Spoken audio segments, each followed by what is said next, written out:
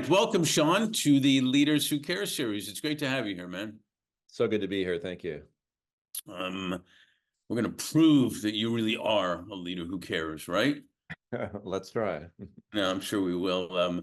How about if you would, the obvious usual place to start is you can briefly introduce yourself. Hold off on the business aspect of it, but who's that good-looking, guy with the beard, looking at me? Where are you from? Where are you from originally? Where you are now? A little bit about family, about yourself. Yeah, no, I appreciate it. Sean Mayberry, I'm the CEO and founder of StrongMinds. We'll talk about that later. Born and raised in New England, Massachusetts. Spent a lot of my adult life working abroad. Lived in Europe for a number of years, Africa for well over a decade, Asia for almost another decade. I'm married to my amazing high school sweetheart, if people still do that. I have four boys. Raised them initially in the Congo of all places, so you can imagine what that was like. And then we wanted an easier place, so we moved to India to finish raising them there. Yeah, the boys are older now, 24, 22, 20, 17. I think those are the right ages. Wow, pretty impressive. Yeah, moved back to New Jersey about 15 years ago from living abroad, and then shortly thereafter started StrongMinds. But that's a little bit about me. Yeah, that's quite amazing. What an amazing education or experience, I would think, for them to have had that. The bar none is just the people skills that they probably picked up. Yeah, it's so interesting there. What I see in my kids is, yeah, they just have that international mindset, especially when they were younger. They always just had this mantra about everybody is different. And they were able to and now that's part of their gene set. I don't think they realize it's there, but, just the diversity of their friends and being just accepting of diversity because, when they grew up, where they grew up, they were very much in the minority and saw a lot of just diversity itself. So I'm really happy for their experience. Yeah, I think it's spectacular. I grew up in Montreal where we didn't have the conversation of you need diversity. We were like, oh, can I try that new food? Oh, what about that movie? What about this? What about that? We wanted to know more and more, type of thing.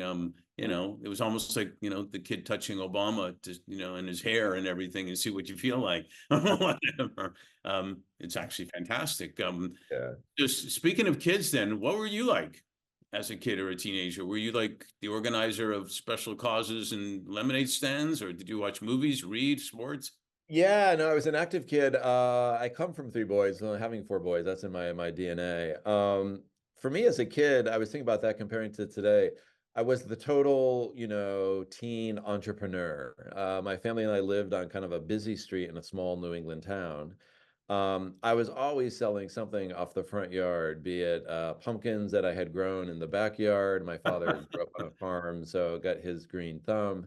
Pumpkins all summer long. I would, sounds a little gross, raise and harvest what we call in New England night crawlers. I don't know if you guys know, but they're very thick worms. Oh yeah, sure. For fishermen. And, in the summer, as it would get hot, I'd have like this whole farm of night crawlers in the basement that freaked out my mother. But I would always have a supply. And when the fishermen couldn't find like fresh bait, they would always know to come to my house. And I learned pretty quickly how to start, price gouging, taking advantage of the demand and supply. I'm like, well, it's been dry out, they're like $10 a dozen now. That, and then if it wasn't that, it was just canvassing, selling stuff for like the Boy Scouts door to door, candy, all sorts of stuff. I was always selling something. And I never really thought about it. It just seemed normal. Then I've been in the entrepreneurial space for a while now. And one day it just dawned on me, wow, I've been doing this for a long time. I just never realized that was actually part of who I was. So that's just to share with you. It's tremendous. I guess you're lucky. The worms never unionized, did they? They might still be in the basement. I haven't been back to that house in a while. Anyway, so God knows what they look like. So anyway. Yeah, it's amazing how I find this with men especially. It's amazing how things that happened and it's going to happen more and more with women being in the workforce, but with men, I work with a lot of executives, and men will go back to one incident or two incidents when they were kids that either they organized a little business like that, or coach put them out on the most critical moment of a game. And whether they scored or not, it's not even the big factor. It was like, he actually believed in me to put me out at that time. And we hold that, even if there was only one time. as for our confidence to be able to move ahead and do other stuff. So I find that fascinating. What happens as a kid really does impact. Oh, I totally agree. It's those precious little moments. Although the flip side was those precious moments where it kind of works against you, where maybe the coach took you out in the clutch moment, or your little business failed. But no, it is interesting, and I've noticed that too in my life. It's those little memories and moments from being 10 or 15 that I still carry with me. Gosh, 40 years later. So I mean, when they Yeah. say those early years are formative, that's not an understatement, is it? Well, and that's a teaching moment. We'll get into influencers later on. That's a teaching moment that we are influencing people all the time, and it's Yeah. our choice how we want that to happen. Hmm. Yeah. Uh, and it makes an impact later on. Let's talk about your journey starting with education. Mm. My opinion, two really special schools, Rensselaer and Emory. Mm. Gosweta. I always have a tough time pronouncing that one. Yeah, Gazweta, he was the old CEO of Coca-Cola, if anybody remembers anymore. Yeah. Yeah, he was the real thing, right? Yeah. Um, so you got your bachelor's in management, but Yeah. then you got international management MBA over Hmm. there. What another thing I noticed that was really cool, you were a grad intern at the Carter Center. Yeah, totally. Yeah. So what intrigued you to take that whole path? I went to Rensselaer obviously as, a 17-year-old leaving home, leaving high school. The school wasn't so far away. They had a management program, but it's really an engineering school. I was really good in math and science, but didn't want to be an engineer, so I thought that'd be the best place. I also had my best friend at the time was actually going to the same school, so that kind of helped too. Again, when you think back to those decision points in life, how you make a decision. Well, it was a good school, made sense, but also my best buddy was going. And Right. now like you're barely in touch with him anymore. Like, who was that? Yeah, but that was a great experience. And after that, I was in the Foreign Service, U.S. State Department, for about 7, 8 years before I went back to Emory. Emory, yeah, it was all about getting a lot more international. I had been living abroad with the Foreign Service, so it just made sense. I wanted to take my undergrad management degree into like the international space. And just had a great experience at Gosweta. Spent one semester abroad at the Helsinki School of Economics in Finland, did some study in Russia. Right. One of the big attractions I had for Emory though was its affiliation with the Carter Center, Jimmy Carter's kind of presidential library and interventionist center. And I was able to be the graduate intern there for the summer in between my first and second year of MBA. I've always been a huge fan of Jimmy Carter. My oldest son's middle name is Carter, and just being able to work in the center that was during the Olympics in Atlanta, so it was like '96, summer of '96. Yeah, I got to literally work with Jimmy Carter and Rosalind and their grandchildren, and it Um, was just so rewarding. And plus, I had been coming from the Foreign Service orientation, so I kind of knew what I was talking about to get in the door. But yeah, a lot of it was just leveraging. Just I have a real passion for international, being abroad, particularly in the developing world, and was just able to leverage that through Emory and through Gizweta. yeah, it also shows a lot of times presidents make the biggest impact when they're not presidents anymore. Oh my gosh. And Carter's that is so true. I mean, he's been the most successful post president in our history when you think about it. He had, I don't know, I would challenge any president to do a better job 1977 to 81, given the gas crisis, the hostage crisis. Those were tough 4 years. But no, he's been a tremendous ex-president. He's really set the bar. And when you look at other current former presidents, what are they doing compared to Carter other than like golfing and stuff? I really wish they had a lot more just activity and could leverage their knowledge and just gravitas. Yeah, there's a lot of wisdom there, and a little bit of kudos to the Bush and Clinton family for becoming pretty close friends. And Yeah, that was interesting, right? You wouldn't have guessed that. Yeah. you'd hope that that type of relationship could maybe exist. You can compete, but compete in a positive way, type of thing, Mm. and that would be some of the learnings that maybe they can pass down to Oh when yeah. we are in office, type of thing. I always thought with some of our recent political history, no sides chosen, that it would have been so helpful for the former presidents to come out just to more vocally share their opinions on what right and wrong and things like that, just to kind of as a way sometimes to just quell some of the animosity and those very polarized discussions, just that voice of wisdom. But I always found them to be so silent. But yeah. Yeah, well, there's the political pressures and whatnot, which unfortunately happen. I compare a lot of things to sports leagues, and if Uh, you every team in the league wants to do everything to win the championship, and they'll do anything to win a championship, trades and this and that, whatever. mhm. But they all know that the championship is not worth much if the league sucks, basically. And so Okay, yeah. you can compete, and competing helps you be better, Hmm. but you're also part of a league, and That's it's a good point. country versus politics, basically, Yeah, and yeah. stuff You're like part of that. something bigger, like it or not. Yeah, we founded our firm on the basis that, to that point, that leaders in their businesses, their organizations, can always do better when they're doing good. That was the essence of Hmm. ours. Totally agree. Yeah. Clearly, you're an early leader in understanding that. Like you said, gaining Yeah. experiences from the foreign service, and Yeah. then in supply chain with Intel, which I find great background because public service, corporate. What a Hmm. great way to learn. Yeah. And then you had long bites, I call them, in government, and so that was long bites, what I call in government and corporate. But how did Yeah. you then play that out, and how did it evolve to dedicate your career to, I don't use the word nonprofits anymore. There's only one non I talk about. That's a program called Nonflict, which is another conversation. But I call them social profits right now, Yeah. which I Yeah. Totally. from Yeah. somebody. Yeah. What was this, the career journey you envisioned, or how did that evolve?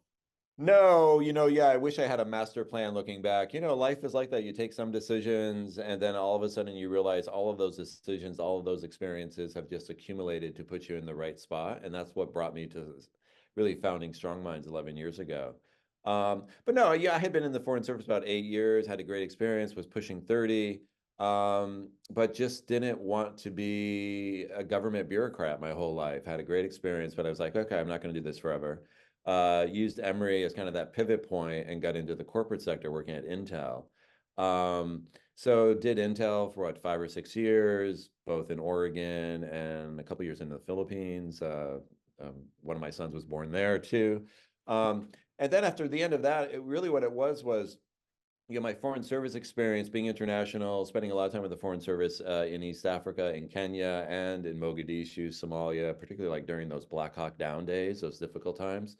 That opened my eye to the need for just really under the phrase, to whom much is given, much is expected, that there's so much need and so much needs to be done for people in that population. So that was definitely a seed in my mind. And then I wanted to be in the corporate sector just to develop the skills to get things done on top of my already developed what you could call diplomacy skills. And really brought those together and then started working for a large, I will say nonprofit, called Population Services International, PSI. They're big, like, save and care, but they're all about using business principles. Worked for them for a number of years. But yeah, when you look at that, the Foreign Service, Intel, Business School, PSI, they really all just positioned me so well to, in hindsight, successfully launch and then keep Strong Minds going for, well, we're in year 11 now.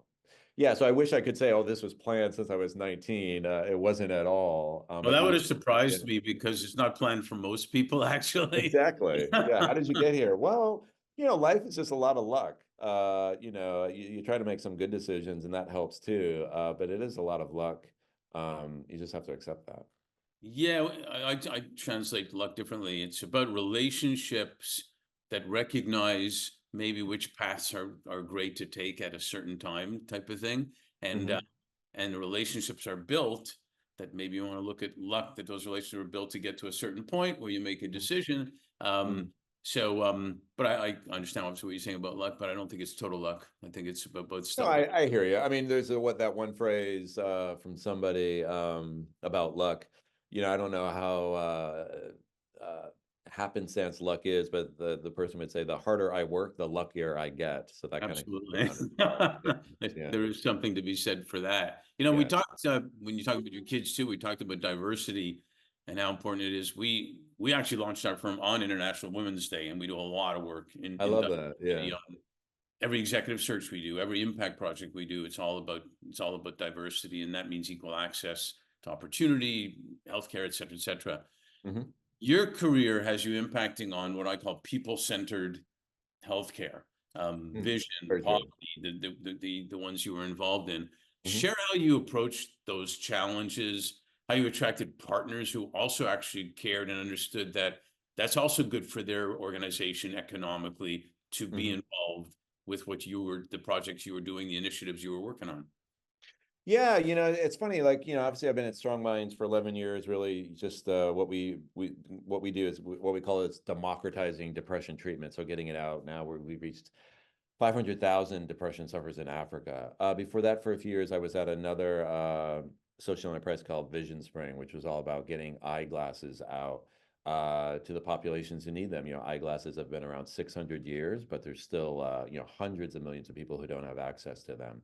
So for me, it's always been about taking very simple interventions, be it eyeglasses or depression treatment, which in this case is talk therapy. It's not rocket science per se, but getting it out to what they call the last mile, those populations who are there could really benefit from a pair of eyeglasses or some sessions of talk therapy to help them overcome depression. So often you see like in the world of development, everybody's looking for big silver bullets, the next amazing invention. And people ask me that, well, what do you think the biggest invention was last year that's going to radicalize, healthcare delivery to the last mile of the world?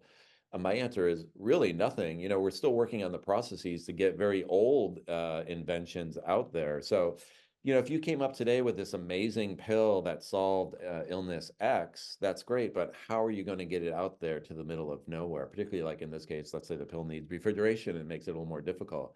It Right. doesn't really help because it gets stuck on the shelf. So for me, it's been about, like working with partners. It's really trying to find partners who share your values, those like minds.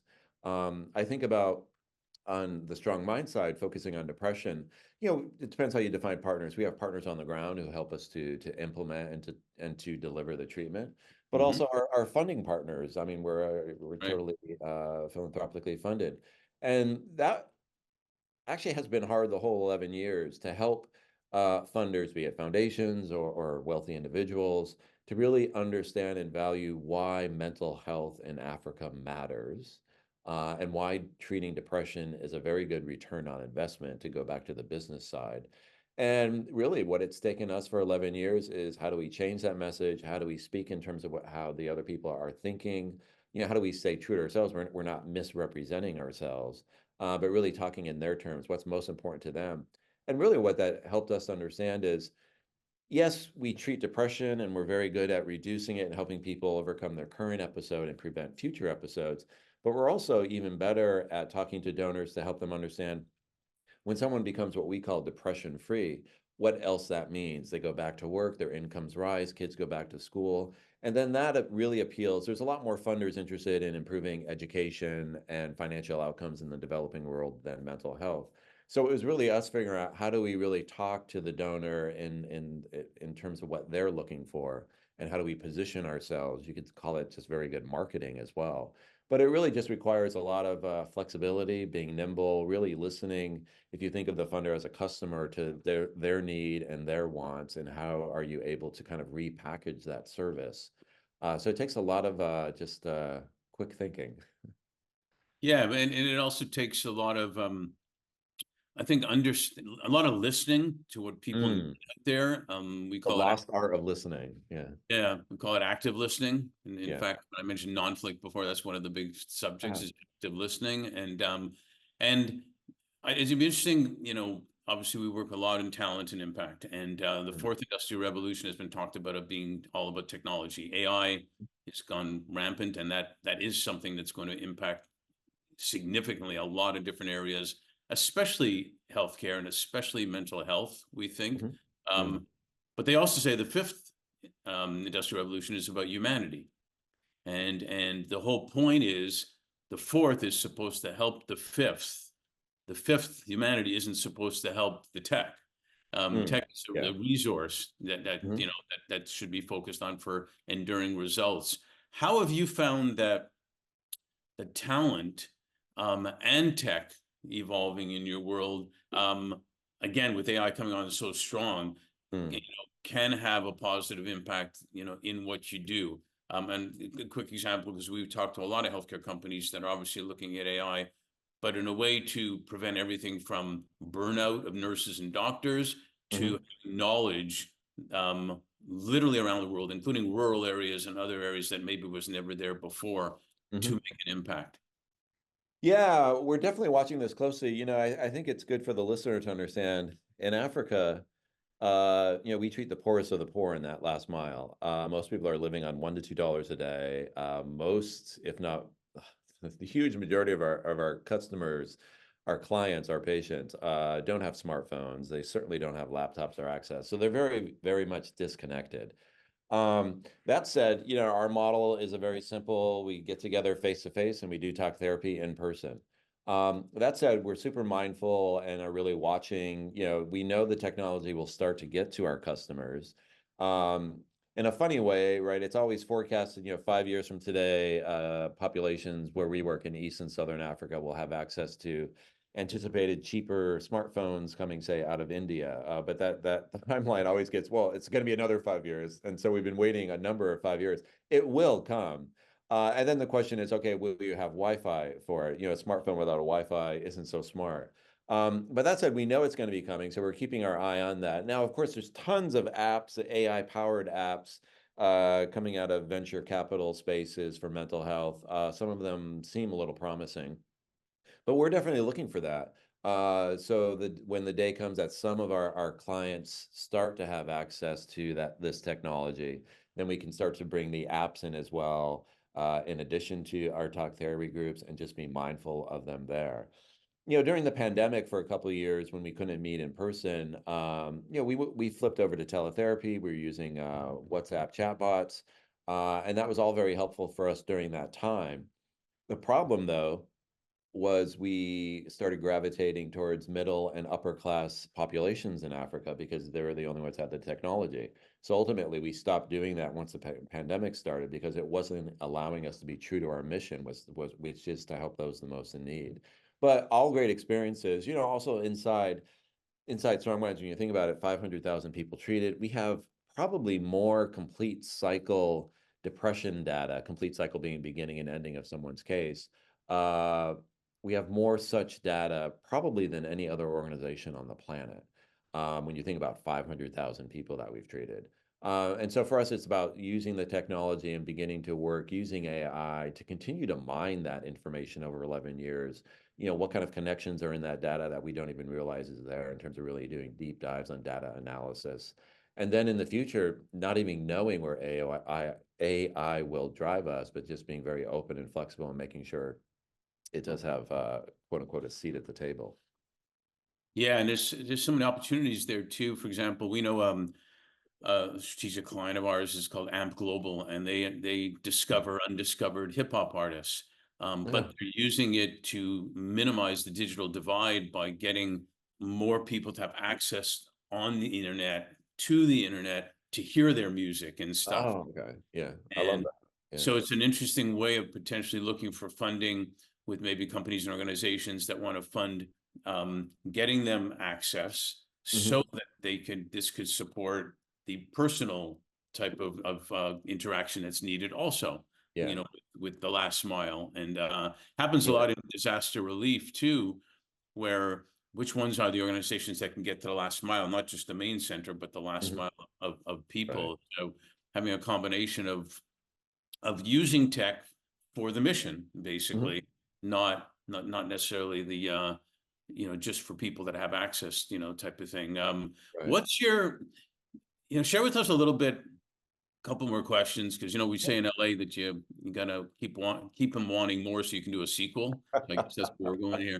But share a little bit of, you kind of done a little bit already, but how your experiences and accomplishments gave you the foundation for the passion and the interest to do what you do, and what is the next vision for the organization? Where are you going? As mental health is literally one of the most critical issues today. And we talked about talent before. Africa has the most young talent in the world for the Thank you for future. knowing that. Yeah. Yeah, when you look ahead, as I said, we're 11 years old. We have this great vision for the next 10 years. And it's about, yes, we continue to go deeper in Africa. Our headquarters is in Uganda and Kampala. So that's where we are centered. But really, after the 11 years in treating the 500,000 people, in our mind, we have a very simple model to treat depression. And so in our mind, it's about, we need to share this really globally and not just on the subcontinent of Africa. We started working in the US about 2 years ago through what we call StrongMinds America, and that was our first step outside of Africa. We have lots of organizations in geographies around the world who are asking us for a model. Can you come to Shanghai and train this nonprofit in delivering depression treatment, or the same in South America? The first 10, 11 years, we said, no, we're very focused, we're sticking to Africa. But now as the team has gotten stronger, we have a deeper bench strength. And we really see that if we don't do this, if we don't try to what we call, or how we say it, democratize depression treatment through the model that we have, and even future models that we know will continue to develop, nobody else is going to do this. There's over 300 million people on the planet suffering from depression. The majority don't have access to mental health care. Yeah, there's a lot of potential AI generated apps that are coming out there. We're not seeing them making a dent yet. I'm optimistic they will. But there's still going to be populations who are going to need face-to-face talk therapy or other more simplified, democratized type models. So for us, the next 10 years, it's really about taking our model more globally and really trying to really reduce that 300 million mark of people who suffer from depression and just have incredibly painful lives, them and their families around them. So that's ultimately our goal in the next decade, and I'm incredibly thrilled about it. The first part of the question was, what are some of the skills that got me here, I think? Is that Yeah, kind of like your experiences. We Mm, focus a lot on experiences, not necessarily years of experience, yeah. but what type of experiences gave you the foundation to have and the passion and everything to do what you do?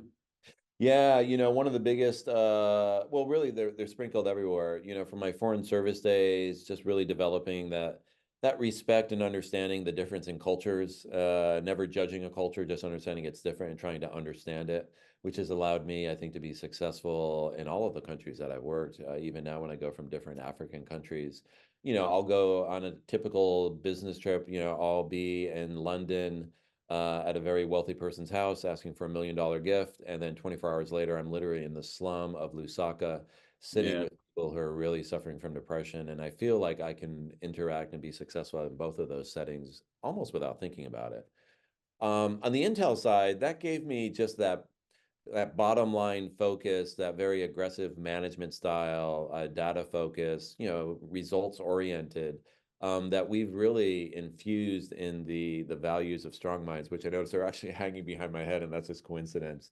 That allows Strong Minds to get things done and to move really fast and to really be and have somewhat more of a corporate feel than the typical nonprofit. And that really separates us, stands us alone, and also makes it more challenging for us when we're hiring staff, just to let them know, this is a very unique kind of work environment if you're coming from another nonprofit, and so we're very careful about that. Yeah, so I think about that, my international cultural abilities, the Intel, get it done, bottom line orientation, and then just, years of just, for me, it's about having a lot of perseverance, working hard. I think some of my other personal traits, I am just so obsessed with good time management, using my time well and being really well organized, which I think in my mind, in the Covey terms, this allows me to be chopping that tree with a sharp axe. Yeah, Covey was great. Bill Bradley has a documentary out, and he talks about it's fantastic to watch. Just him talking about all the experiences he had and the some of the negative stuff that he didn't like, not what he said. And he said I can't remember, it was his mom or his grandmother always told him to never look down, never be condescending on people you don't understand. Mm, And it's a yeah. brilliant comment. Yeah, it is. Yeah, mine on the same as you. The worst thing you can do is ever judge a culture or somebody else from a culture based on their cultural background. It's terribly unfair. Yeah, being different from yours. Yeah, exactly. It's Yeah, about how, it's the whole, in active listening, seek first to understand, that kind of approach. But yeah. absolutely. Well, last question now on this, Yeah. anyways. One client told me something back in 2021 about 2020. He said, 2020 was the year that flew by slowly. And I loved the line when he said that. And it feels like to a lot of people that 2020, the pandemic, was yesterday and years ago, all at the same Mm, time. yeah. With that said, we're well into 2024 now. What are you most grateful for? And also, what are you most hopeful for? What am I most grateful for? Lots of things. My family, great people around me. One of the core pieces of my life is I'm a very active and dedicated. I have a very active meditation practice. I study a lot and really look to Buddhism for inspiration. And that's something that I wish I'd started much earlier in my life, but really keeps me centered and grounded in periods of turmoil and that. So for me, that's a really big, important foundation for me. And then looking forward, what am I most excited about? Oh gosh, at StrongMinds, like I said, the 10-year vision of how do we really get this to cover more of the world and really start to make a difference. At StrongMinds, we're very audacious. Our audacious goal one day is to win the Nobel Peace Prize for ending depression on the planet. Wow. Is it possible? I don't know, but we need an audacious goal, and that's what we're driving to. That's what I'm looking forward to. And then on my personal side, it's continuing to just help my amazing children and the women I love with all my heart just continue to live and to thrive and to prosper. I got nothing to add to that. That was awesome. Is that all Like, right? I'm super grateful that you are a leader who cares. I told everybody we'd prove it. You are Thank a you. leader who cares, Thank you. and I'm hopeful that that we do have you who are helping with people that maybe, aside from real physical war, is probably the biggest war we got is against mental health right now. And so keep making a difference. And thanks for all you do. Thank you. It's great to be with you, Mark. Thanks so much.